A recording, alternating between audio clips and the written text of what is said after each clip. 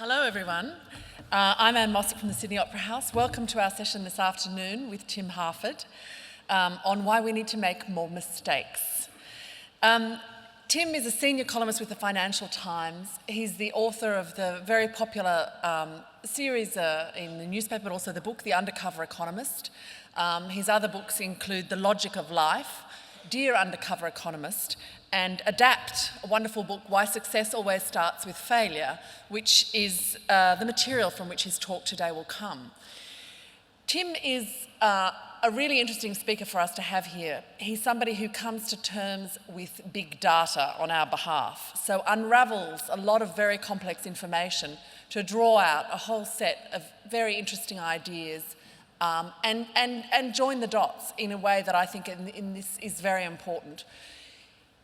Why I really wanted to have him speak in the Festival of Dangerous Ideas is because he's a brilliant speaker and has that ability to make the complex seem so intelligible and so interesting. But also, because his book is one of those things where you think, okay, that makes sense. Yeah, okay, learn from mistakes. That's a kind of a sensible, what's dangerous about that? But it's an incredibly subversive book, I think, because it really forces us to make sense, to change the way we look at organisations, the way we look at leadership, the way we think about how we fund research, all kinds of really quite radical things. So I'm looking forward to it. Tim Harford.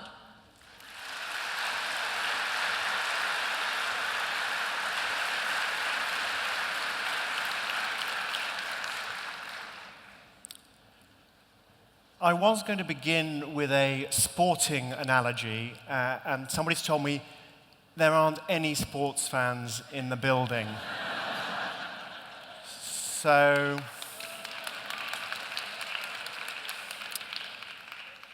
I thought I'd take advantage of the unusually sophisticated nature of the audience today by talking about ballet.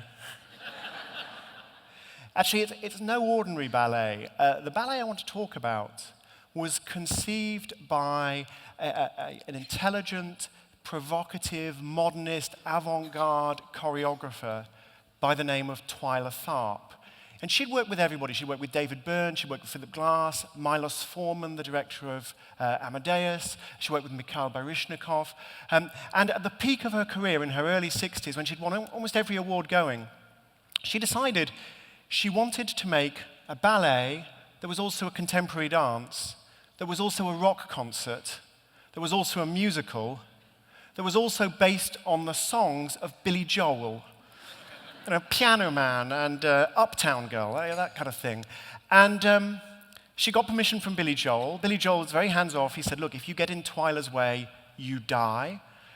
So he handed over his songs, and she got to work, writing the story, directing, producing, choreographing, everything.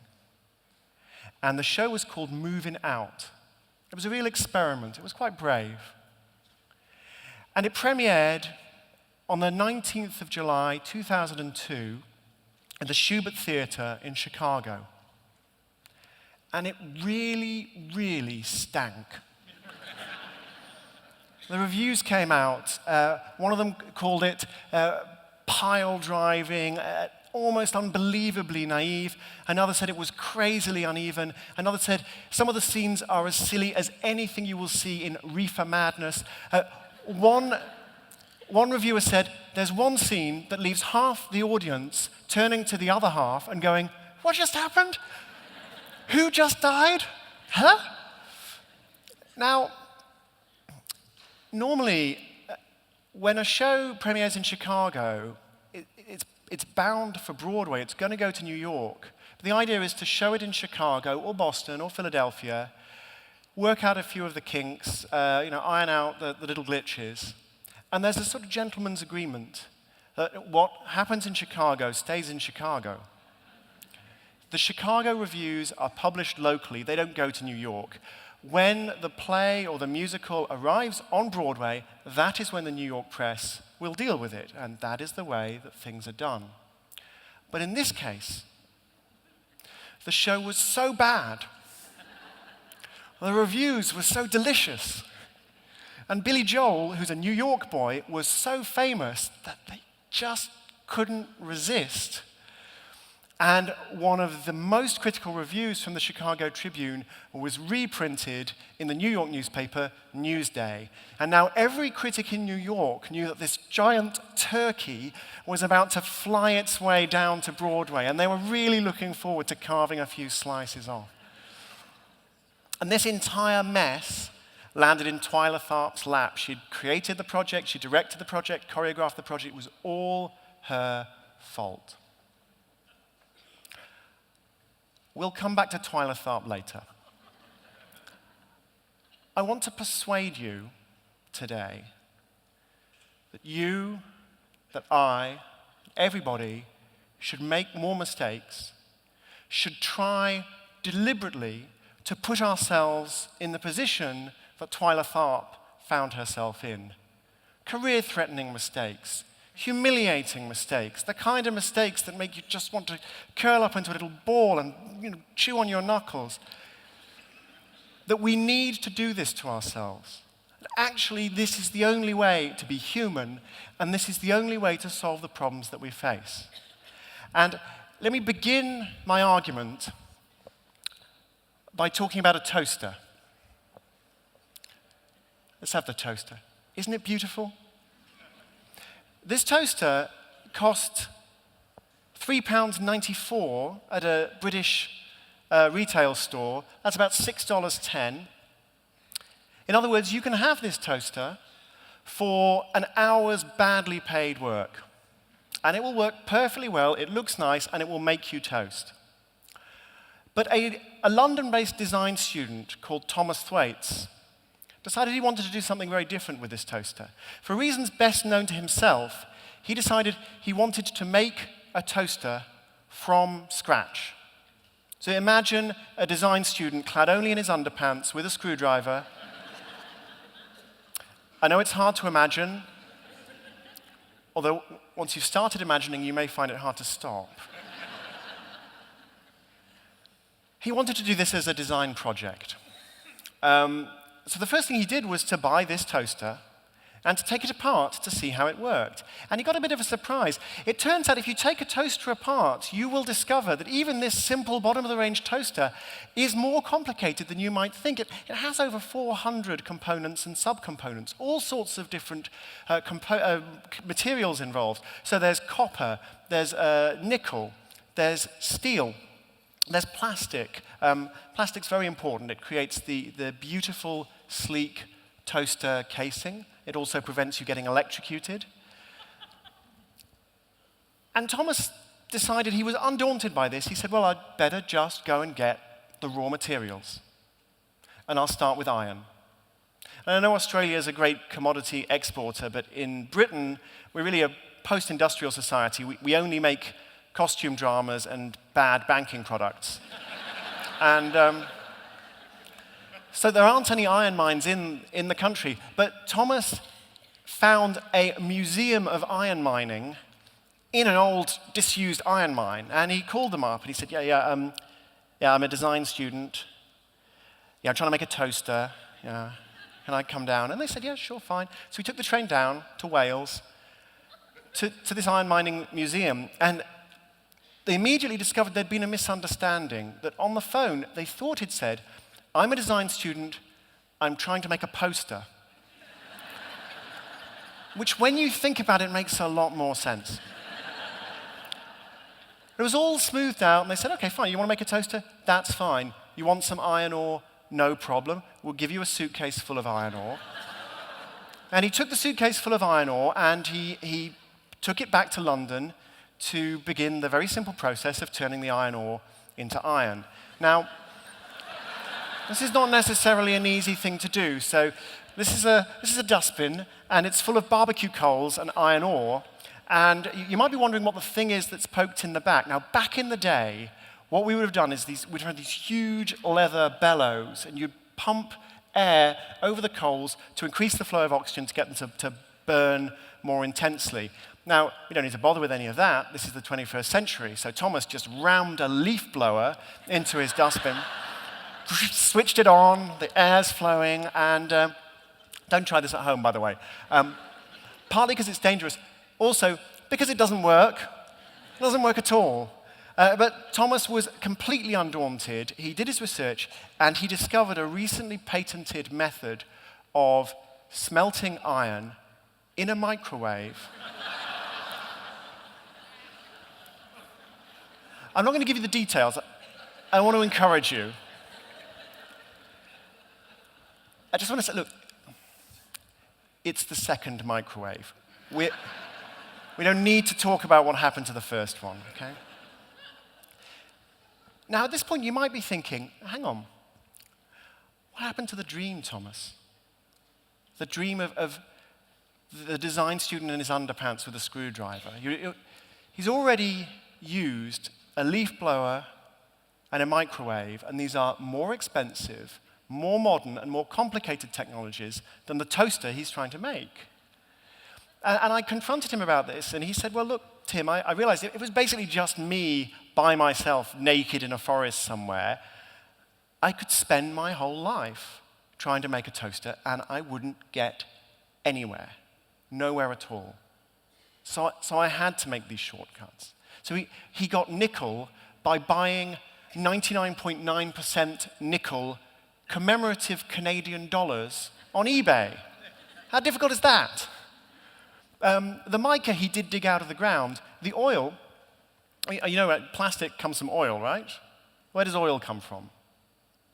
BP. Yeah, they got loads of it, spill it everywhere. So he phoned BP and he said, yeah, so look, yeah, I'm a design student, I'm trying to make a toaster. I need some crude oil. Can I come to an offshore oil rig? I'll bring my own jug. And they said no, for some reason. So uptight. And then he realized you can make plastic from potato starch as long as it doesn't get eaten by hungry snails. And unfortunately, it was eaten by hungry snails. So in the end, he got his plastic by going to a plastic recycling facility and getting some recycled plastic. So he's made shortcut after shortcut after shortcut. And the truth is, I don't want to accuse him of being lazy. Because this wasn't an easy project. If you look at all the different objects he had to use to make his toaster, that's the toast in the foreground, by the way. Remember, this toaster, you can buy a toaster that works perfectly well for less than an hour of badly paid work. Thomas Thwaites spent well over 1,200 Australian dollars, more than 9 months. He's not a lazy guy. And in the end, he produced, I'll show you in a minute, but sometimes, it was my daughter's birthday recently, and she asked me to bake her a cake, in the shape of a Dalmatian, actually. And imagine that she had asked me to bake a cake, not in the shape of a Dalmatian, but in the shape of a toaster. And imagine that I had been paralytically drunk.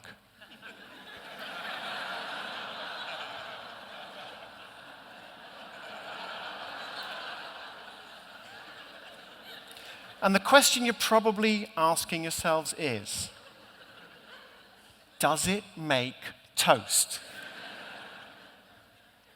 And Thomas told me, it warms bread when I plug it into a car battery, but I'm not sure what will happen when I plug it into the mains. In the end, he summoned up his courage. He had a couple of drinks with some friends, I think. They plugged it into the mains, and the toaster immediately burst into flames, which Thomas recorded, I think rather wonderfully, as a partial success. Now,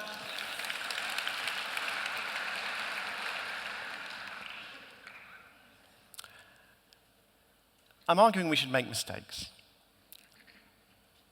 I don't mean to say that the toaster project was a failure. It was clearly a failure as a toaster. But Thomas Thwaites wasn't trying to make a toaster. Thomas Thwaites was trying to make art, and he succeeded. So that's not why I'm talking about the toaster project. The reason I'm talking about the toaster project is because of what it tells us about the world we live in, about the unbelievably complex economic system that we've built around ourselves, and the political system and the social system that's completely inextricably intertwined with it, it's hugely complex. And it's not just the complexity in a single object that mysteriously appears in the shops. And there's nobody in the world who really understands exactly how it all gets there. The whole process of producing this toaster is distributed. Yeah, the electronics are made in Taiwan. The copper comes from the Chuquicamata mine in Chile, and they don't know whether it's going to make bullets or toasters. They have no idea, they don't need to know. Somehow it all comes together and becomes the toaster. And it's not just the complexity of the toaster. It's not even the complexity of the supply chains. It's the sheer quantity of products and services that are available. And we don't really know how many, but there's some guys at McKinsey who've made an educated guess. I would say in Sydney, the number of different products and services, distinct products and services available, if you were to count them, one a second, it would take you 417 years. There are about 10 billion products and services, many of them far more complex than the toaster.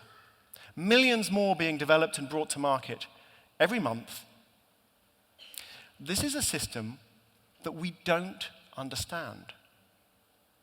Now, back in the day, when I was a bit of a free market guy, I used to think about that kind of thing, the toaster, and I used to think, isn't the market amazing? You cannot possibly make this thing by yourself, and yet, for less than an hour's badly paid labor, you can have it. And that is the miracle that the market produces. And you know, that's still true. I mean, when markets work, they don't always work. I don't know if you've noticed. They don't always work. But when they work, they do amazing things. But I see things a bit differently now. And what's changed is, I've noticed something. You know, I'm 39. Maybe I should have noticed it earlier. I noticed the world isn't perfect. We've got a few problems. We've got environmental problems, water shortages, climate change. We've got political problems, Iraq, Afghanistan. We've got educational problems, innovation problems. There's some small problems in the banking system. We've got problems, and they need fixing. And not only that, anybody who goes into the world and says, I want to make a difference to the world, I want to make a little dent in the universe, I just want to make things a little bit better. Whether you're going into a charity, you're going into politics, you're designing some new product, you're setting up your own business, you're just trying to make a difference. To solve any of these problems, what it means is to take action in the world of the toaster, in a world that we don't understand, that is too complex for any human mind to grasp. And that means to take action is to make mistakes. And I think we need to take more action, and that means we need to make more mistakes. And I want to talk today about what that means and why that's such a challenge. Because very often when you talk about complexity, there are two very common responses. One I think is very normal, very human, and that's to say, well, gosh, it all seems a bit hard. I think I'll just stay in my armchair watching the telly.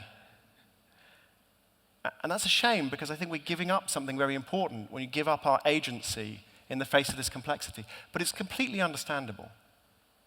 And there's a second response. And this is the response that says, yeah, it's not that hard. If you knew what I knew, if you'd read all the books I'd read, talked to the people I'd talked to, had the expertise I have, you wouldn't think it was complex. It's basically common sense. You just need to sort this out. And I know what needs sorting out, and I can do it. And this is unusual behavior, but we see it very strongly in certain professions. Doctors, lawyers, politicians, chief executives of businesses, very concentrated in those professions. It's an illusion of the ability to make decisions in a complex world and to think that you're not making mistakes. And to think that, therefore, you don't need a second opinion, you don't need evidence, you don't need to go back and check whether you got things right. You can just charge on. It's like sort of the hit and run of policy making. Just charge through the world, making mistakes, but never acknowledging to yourself that that's what you've actually done. Never going back to check, never facing them, never fixing them. And that's very common in people who have power. And I think that they need, sure, to keep taking action, but also to face up to the mistakes they inevitably will make along the way. Now, let me talk about one particular type of mistake that I think is extremely productive, yet we're still very curiously resistant to it. This is the experiment. Now, I know it might sound strange to call an experiment a mistake, but if you think about how an experiment works, what you're doing, let's say Google put up a website, and they do this all the time. They put up a website, and depending on completely random variables, you might see website A or website B, and they call it A/B testing. And website B is just a little bit different to website A. Now, one of these websites was a mistake. One of them leads to higher customer satisfaction, more repeat visits to Google, more clicks on adverts, more money for Google, and one of them leads to less of that. And the basic insight of the experiment is you don't know which one. So you have to deliberately make the mistake, acknowledge that you don't know, and find out. And that's fine. And it really doesn't sound like a big deal. Until you think about doing that with human lives, which is exactly what we do in clinical trials, which are one of the most important methodological advances of the 20th century. And what is a clinical trial but a deliberate, controlled mistake with the express aim of finding out what the mistake actually is so you can fix it in future? You find a bunch of people, 100 people, 1,000 people, 10,000 people, and you give half of them the best possible treatment that you can find, and you give the other half maybe nothing, maybe sugar pills, or maybe some crazy untried thing you have no idea whether it will work. And with the benefit of hindsight, you will know for sure, that half of those people were treated in a mistaken way. Half of those people got a rough deal. The trouble is, you don't know before you start which half. That's why you have to run the trial. And maybe that doesn't sound such a problem. Maybe that sounds obvious. Yeah, sure, of course you have to run randomized trials. But the uncomfortable fact is, first, that the medical profession have been incredibly resistant to this, and some continue to be very resistant to this because of the ethical issues, but also because of that supreme confidence that they actually already know what works.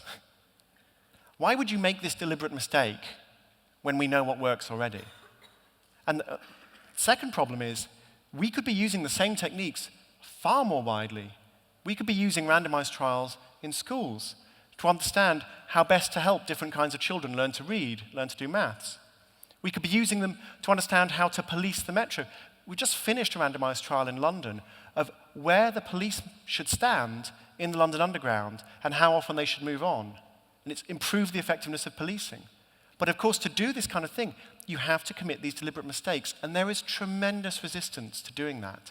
Politicians hate doing that because they know that half the time they're going to prove themselves wrong. They're going to prove that they made a mistake before. One of the great heroes of evidence-based medicine is a guy called Archie Cochrane. Archie died in the late 1970s. He was a Scottish doctor, and he became one of the world's great epidemiologists.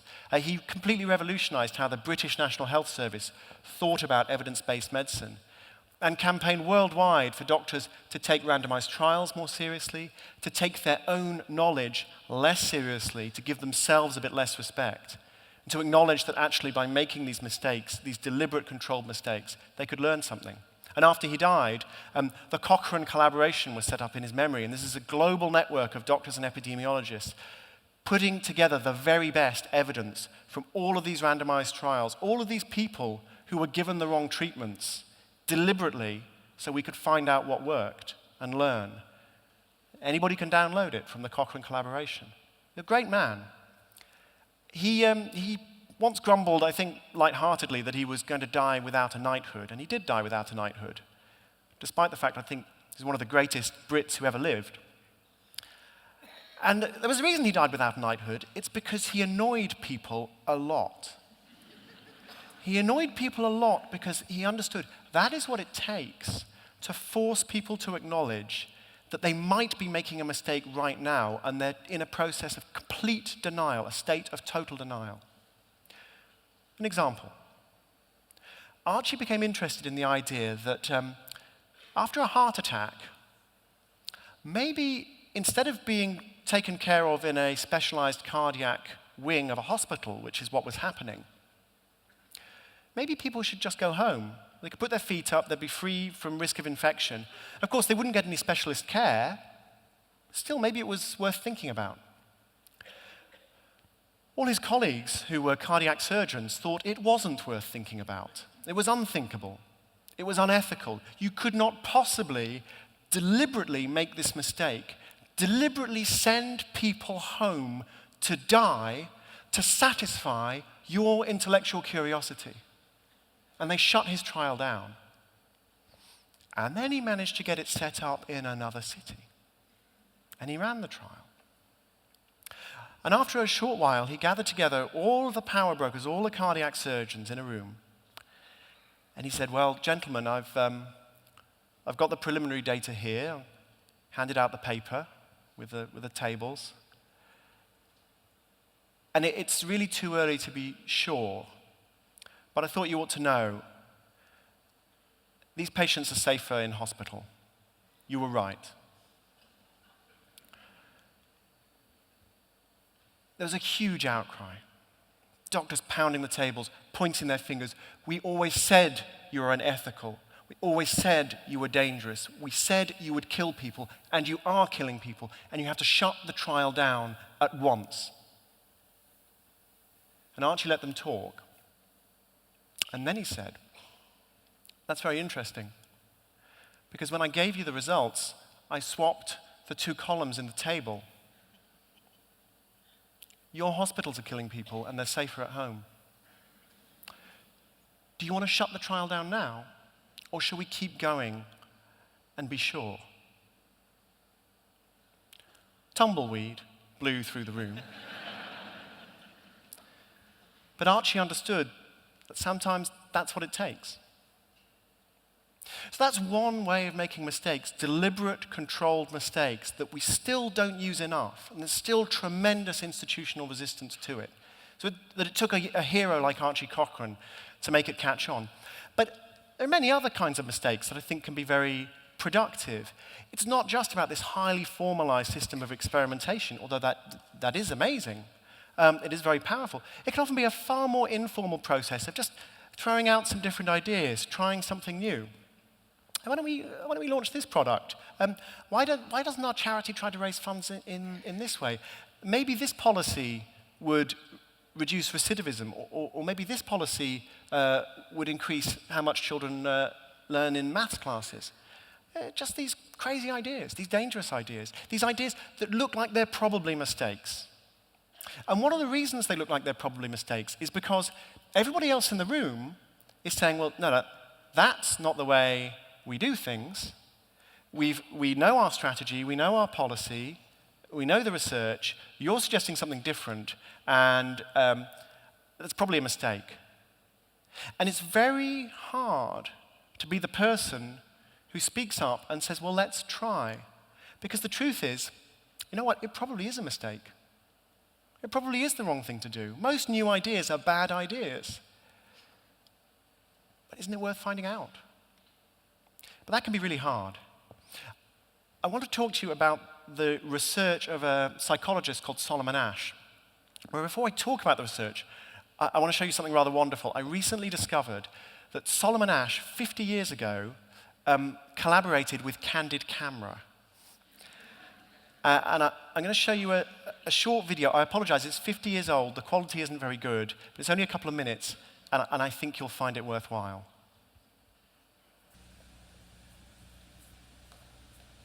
The gentleman in the elevator now is a candid star. These folks who are entering, the man with the white shirt, the lady with the trench coat, and subsequently one other member of our staff, will face the rear.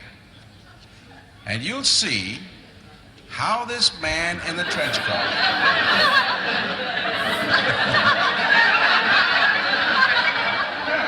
tries to maintain his individuality, but little by little,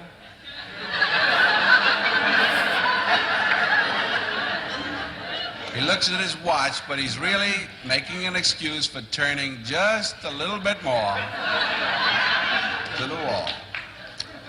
Now we'll try it once again. Here's the candid subject. Here comes the candid camera staff, 3 of them at least. And this man has apparently been in groups before.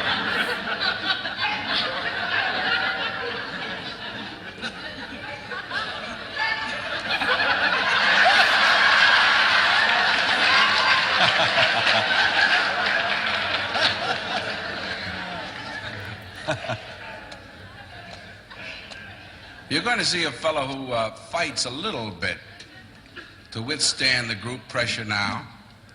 He'll express his discomfort in the way he looks and the way he wiggles a little bit, but watch.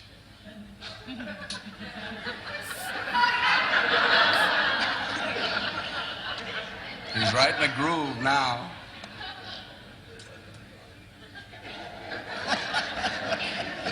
The elevator hasn't budged, but the doors open a moment later, and this we find.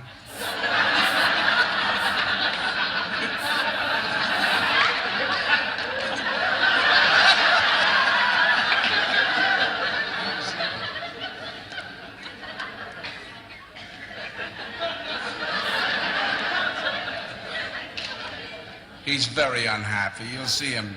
He doesn't know whether to go inside and face front or outside and face back.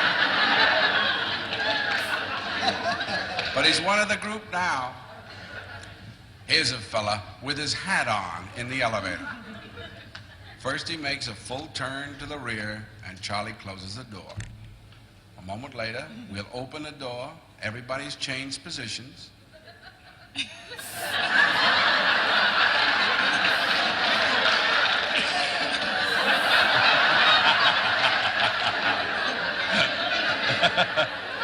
Now we'll see if we can use group pressure for some good. Now, in a moment, on Charlie's signal, everybody turns forward. Notice they take off their hats.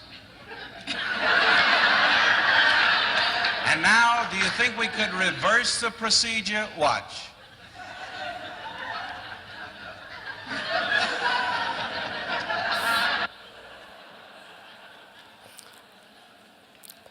Solomon Asch was fascinated with the problem of conformity.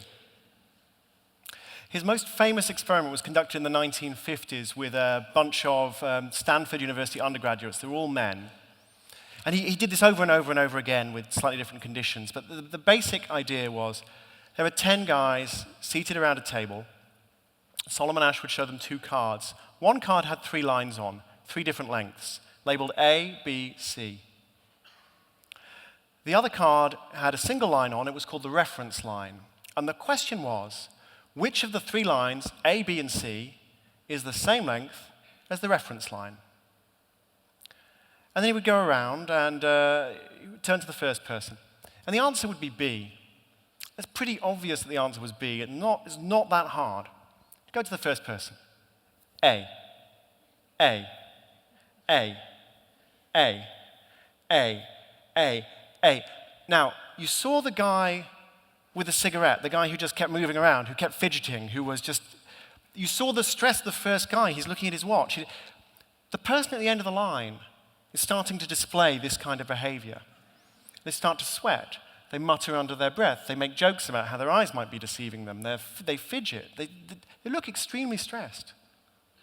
Because everybody in the room is saying A, and the answer is B. And finally, you get to the guy at the end of the line. And very often, they would say A. And of course, you know the punchline. Everybody in the room is an actor, except the schmuck at the end, who's on candid camera, effectively. The pressure of conformity is like that. Everybody's saying something, and it's wrong, and you're pretty sure it's wrong, but You're not going to, either you think you must be wrong, you're not willing to make that mistake, or even if you're pretty sure you're right, you're certainly not willing to expose yourself to all that social pressure. So when Solomon Asch repeated the experiment, slightly different. Again, they're all actors except for the last guy. The answer is still B. A, B, A. Now we get to the final guy. It turns out it's not a popularity contest. He doesn't want to be in the majority. He just doesn't want to be alone. And very often, people in that situation would say B, which they knew to be the right answer, because at least there was somebody else saying that. Another variant of the experiment. A, C. A. Come to the guy at the end of the line. They would say B. They didn't even mind being the only person in the room speaking the truth, because at least there was somebody else doing something different. And that permission to speak is very important. So it turns out there are two reasons when you're in a group decision-making situation. When you're a group of US Army generals deciding on the strategy in Iraq, you're a cabinet full of politicians, you're a boardroom full of corporate executives. There are two reasons why you should be willing to speak up and say something that might be wrong, willing to risk that mistake. The first reason is maybe it's not a mistake. Maybe you're not wrong. And isn't it worth finding out? There's another reason. Even if it is a mistake, your willingness to make that mistake liberates other people to speak the truth. It can be valuable to be in an organization and to do nothing but talk nonsense. As long as that creates a better conversation. Some of you may have been hired for your ability to do this. If so, well done. So that's another reason to make mistakes, because it breaks the spell of conformity. I could talk about decision-making in armies. I could talk about decision-making in organizations or in politics. But I think the truth is it comes down to us. We don't make as many mistakes as we should because at a quite deep psychological level, we're not designed to be comfortable with making mistakes. It hurts. It costs us. There's a thing called behavioral economics. It's kind of the love child of economics and psychology. And one of the first things that behavioral economists discovered was something called loss aversion. And loss aversion is a disproportionate anxiety about small, certain losses. And what loss aversion means is that people will sometimes go to extraordinary and rather unwise lengths to avoid locking in a loss. They'll double down. They will throw extra resources behind their bet on the stock market or the poker game or their business project or their policy that they're trying to sell to the electorate or their failing relationship. Rather than say, you know what, it was a good try, it didn't work, it was a mistake, time to fix it. They go, no, that wasn't a mistake, and if we just keep making it harder and harder, eventually that'll come good. And sometimes it does, but very often it doesn't. Now, I could talk about research into poker players, I could talk about how people make decisions on the stock market, but actually my favorite example of this is the way people play game shows. And game shows are interesting to behavioral economists because they get played all over the world, the same formats, the same rules, quite a lot of money at stake, and you get to see people from all over just going through the same decisions over and over again. You can gather a lot of data on how people make these decisions. Now, one such game is Deal or No Deal. Anybody know Deal or No Deal? Yeah? It's made it to Australia. It started in Holland. Those of you who are, you didn't go to the football, so you probably don't watch Deal or No Deal, so let me explain how it works. Deal or No Deal, it depends a bit on the country, but the basic idea is there are about 24 boxes, and they contain this exponentially increasing amount of cash. So the first box has a cent in, or maybe 5 cents or 10 cents. And there are quite a lot of boxes with a bit of money, $125, $250, $500. And then right at the end, there are boxes with serious money, and maybe $250,000 or $500,000. In the original Dutch version of the game, the jackpot's 500,000 euros. I want to tell you about a particular player of the game in the Netherlands. And it's an extreme example of a statistically very common trait. His name was Frank. Now, Frank's starting to play the game. Now, the way this game works is you've got one of these boxes. You don't know how much money is in it. Nobody knows how much money is in it. Maybe it's €500,000, maybe it's €1. All the other boxes are out in play, and you play by choosing boxes, and they're opened and discarded. And every time you open a box with €2 in, that's great news. It means you haven't got the €2 box, which of course you don't want a €2 prize. If you open a box with 125,000 euros in, that's bad news, because it means you haven't got one of the big prizes. And every now and then, you get a call from this obnoxious, anonymous character called the banker. I think it's great that before the banking crisis, they had the foresight to make the banker this completely repugnant figure. So he calls you on this big black Bakelite telephone and makes you an offer to walk away. He's going to buy your box, and you're going to walk away from the game. The banker doesn't know what's in your box either. But he can see what's been out of play, what's been discarded. So can you. You can both reach your own conclusions. And so the important decision that the players have to make is, do you accept the banker's offer? Deal or no deal? And Frank had discarded a bunch of boxes, and he had 5 left. And one of them had €500,000 in. And the others had not a lot. So you can do the maths. The expected value of keeping on playing is a bit more than €100,000. It's $500,000 plus change divided by 5. So the average value of continuing to play is €100,000, but it's extremely risky. And the banker called Frank and said, I'll offer you €85,000 to walk away. And Frank said no. Now that's risky, but you wouldn't say that's the wrong decision. It's all about his attitude to risk. But then unfortunately, the very next box that Frank opened had €500,000 in. And the banker called him back and said, thanks for the bailout. My new offer is €2,500. Now, Frank had to think about this offer, and the interesting thing about it, it was actually a more generous offer relative to what Frank had in his remaining boxes. If you were interested in the €85,000, you should be really interested in the €2,500. But that's not what Frank was thinking. Frank was thinking 2 things. I hate the banker, and I hate myself, because I just made a really big mistake. And he said no. And the next offer the banker made was more than the fair value of continuing to play the game. 3 boxes left. The banker's offer was basically, I will take away all your risk and I will pay you extra. And Frank said no. And the final offer, Frank was either going to walk away with €10 or €10,000, and the banker offered €6,000. And Frank said no. And Frank left the studio with €10. And that behavior is statistically typical, because when people are playing deal or no deal, immediately after they've made a choice they regret, they've experienced a loss, they start doing really stupid things.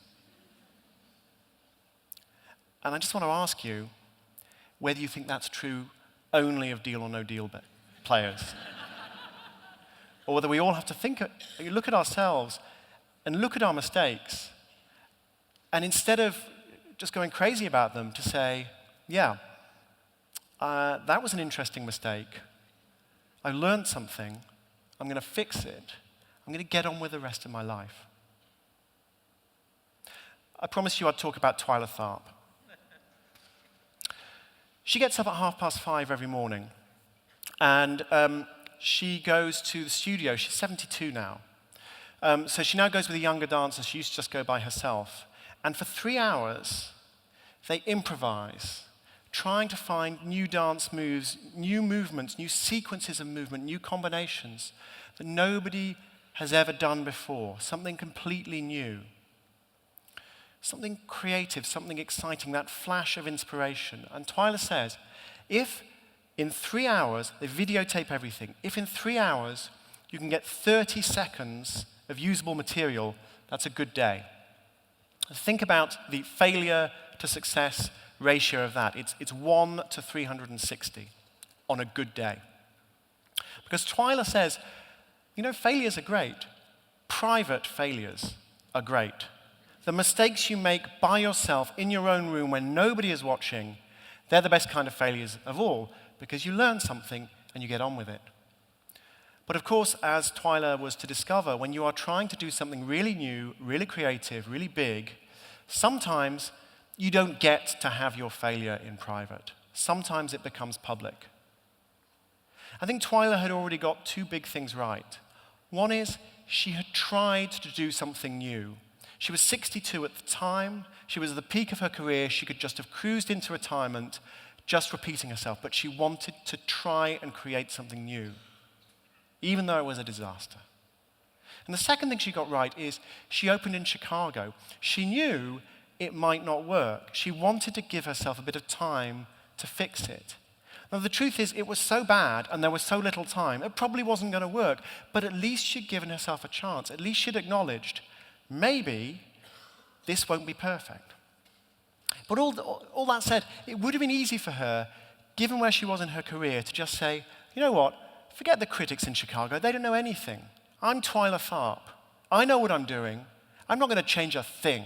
I'm going to London. To New York. Sorry, jet lag. I'm going to New York. I'm going to Broadway. It's going to be great.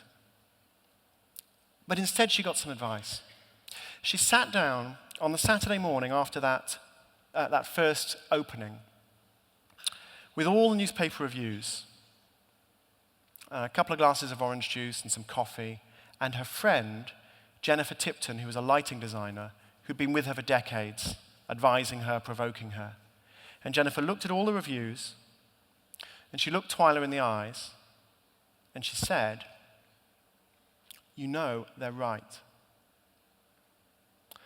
That's a really difficult thing to say, and it's a really difficult thing to hear.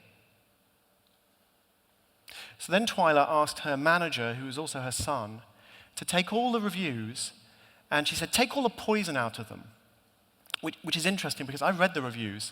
They're harsh, but they're fair, and there is no poison. They're not nasty, they're not cruel. They just say it's a terrible show. But she's a human being. They felt poisonous. She said to her son, just read all the reviews, take all the poison out of them, take the substantive criticism, put it on a spreadsheet, tell me where they all agree, tell me what I need to fix. And then she got on with fixing it.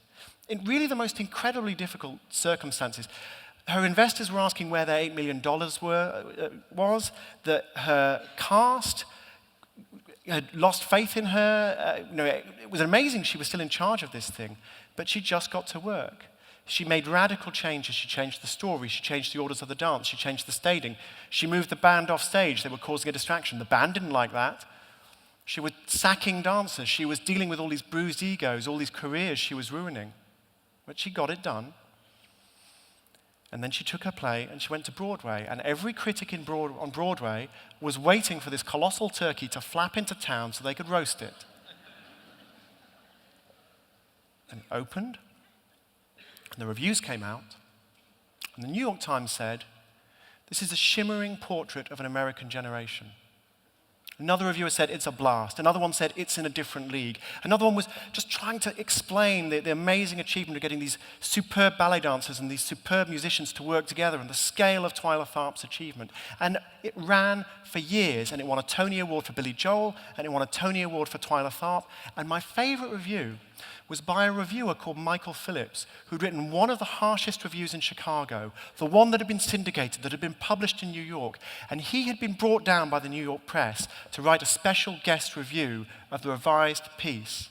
And he wrote this review, and he talked about everything that had changed and how transformed the show was. And he asked a beautiful little simple question. How did this happen? Life is about making mistakes. And life is also about staring them squarely in the face and fixing them. And I don't want to pretend that it's going to be easy. One last little story.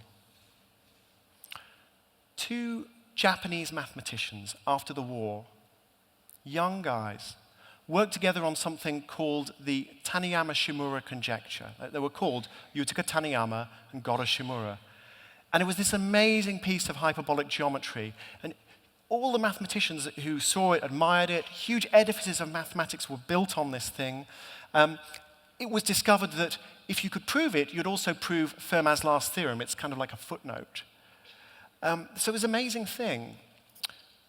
But they could never prove it. It was always a conjecture. It was always something that seemed plausible. It seemed to be true, but they could never quite get there. And in 1952, just before his 30th birthday, Yutaka Taniyama killed himself. And decades later, the Taniyama-Shimura conjecture was proved. It was true.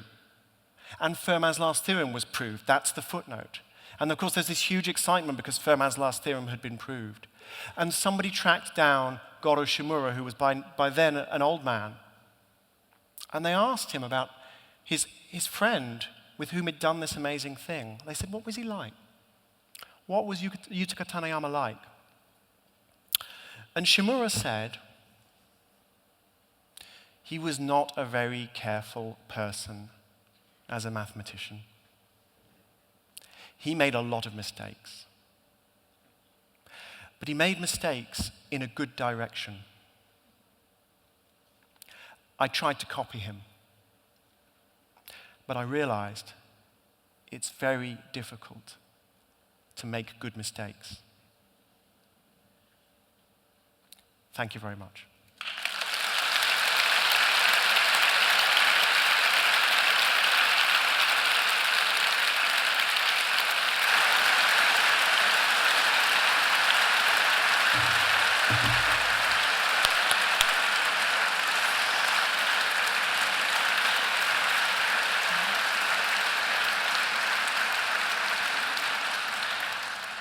We have a short time for some questions from you. So if you'd like to make your way to the microphones, if you have a question for Tim, we can take a handful. I might start off by asking Tim, from all of your thinking about these issues, about success, failure, mistakes, what is it that you've found out that has been most useful to you in your real life? I think it's been the realization that it's okay to make a lot of small mistakes, and you've just got to get over yourself when you do that. One of the things that I did fairly recently was move cities with my wife and family, and we just beat ourselves up every week about whether this was going to be the right decision or not. And in the end, I realized, actually, that's not the question. We don't know whether it's going to be the right decision. The question was it survivable? If we moved to the wrong city and sent our kids to the wrong school, and it turned out we made a mistake, could we reverse it? Could we learn from the mistake? Could we fix it? Could we move back? And we said, well, yeah, if we get it right, if we do it in the right way, if we structure the decision in the right way, and it's a mistake, we can fix it. And so we moved. And I think it's gone well. That was a real revolution in the way I thought about these things. We'll go to here.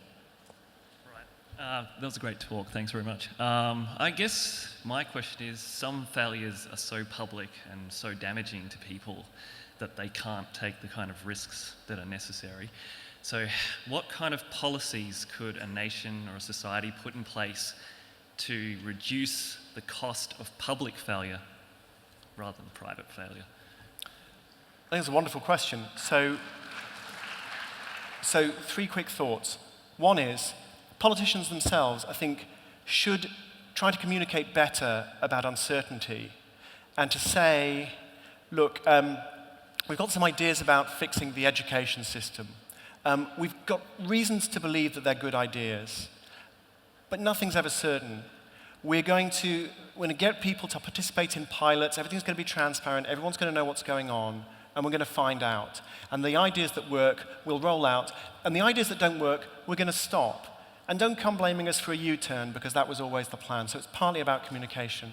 I think the second thing is we, as voters, have got to grow up a bit about whether it's okay to fail. And I know our politicians don't make it easy for us, but we could at least try and show an interest in whether somebody acted in good faith, looked at the best evidence and did their best, and shut something down when it failed, which is a hugely admirable thing to do and a really ballsy thing to do. It's much easier just to keep going and say, no, there's no problem. And a third thing, particularly about the banking system, some of you may be coming to the talk about letting banks fail. We need to structure the banking system to make failure less dangerous. We're still thinking about how to make failure less likely. Failure is going to happen. We need to think about how to make it less dangerous. And there are lots of things we could do about that, but we've got to take some other questions. So thank you. Okay. Yeah, hi. Great talk, Tim. It was following on from what your response just then. I guess you think about mistakes and you think about magnitudes, and you think of the GFC as a classic big mistake, right?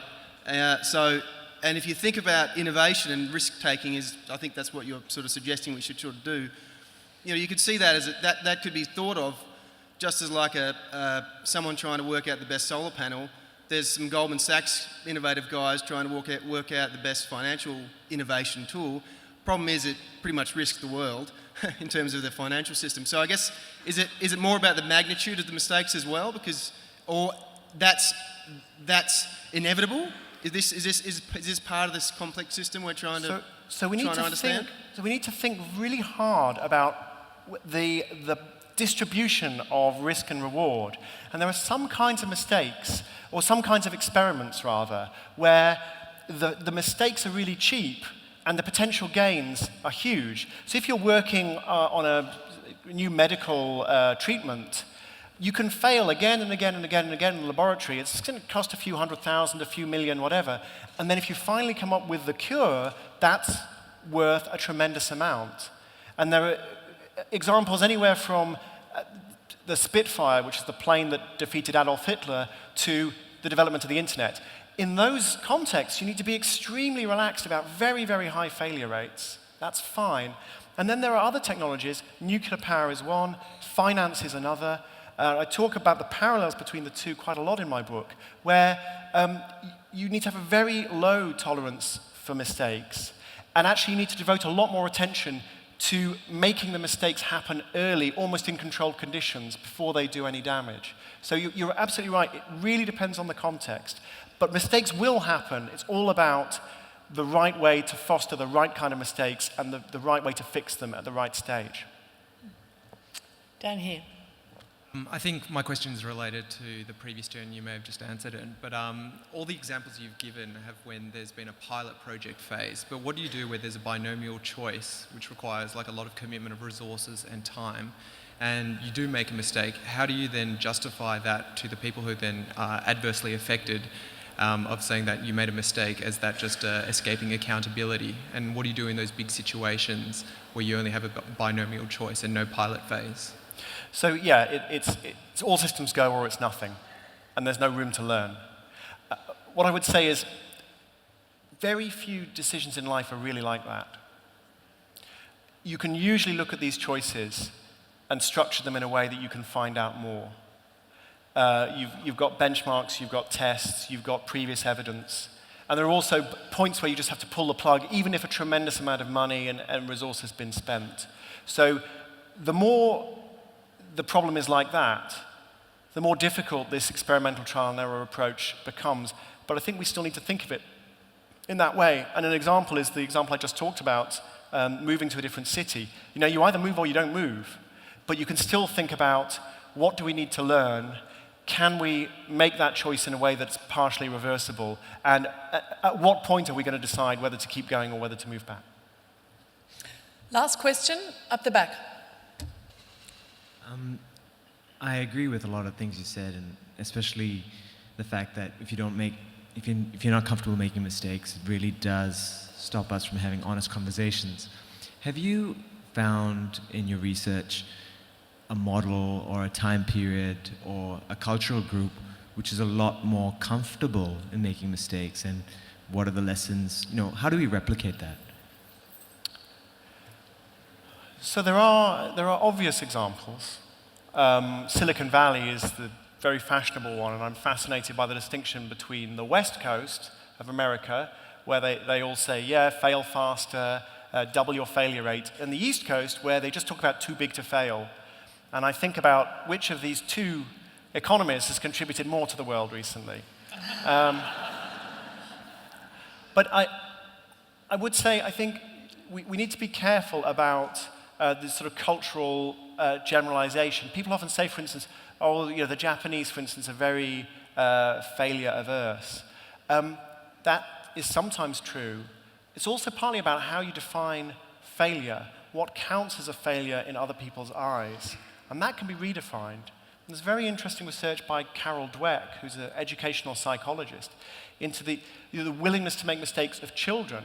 And she finds that, okay, Japanese have this reputation for being failure averse, but Japanese children are very happy to fail. They'll go up to the blackboard and they'll be asked by the teacher to try and solve a sum, and they'll be there for 20 minutes, failing and failing and failing, with their classmates contributing ideas and everybody discussing and everybody learning.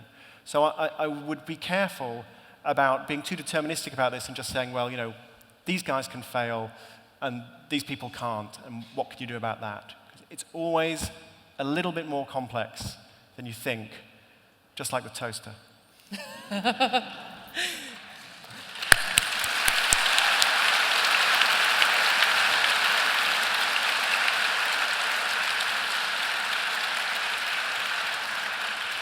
Thank you very much to Tim for a wonderful talk.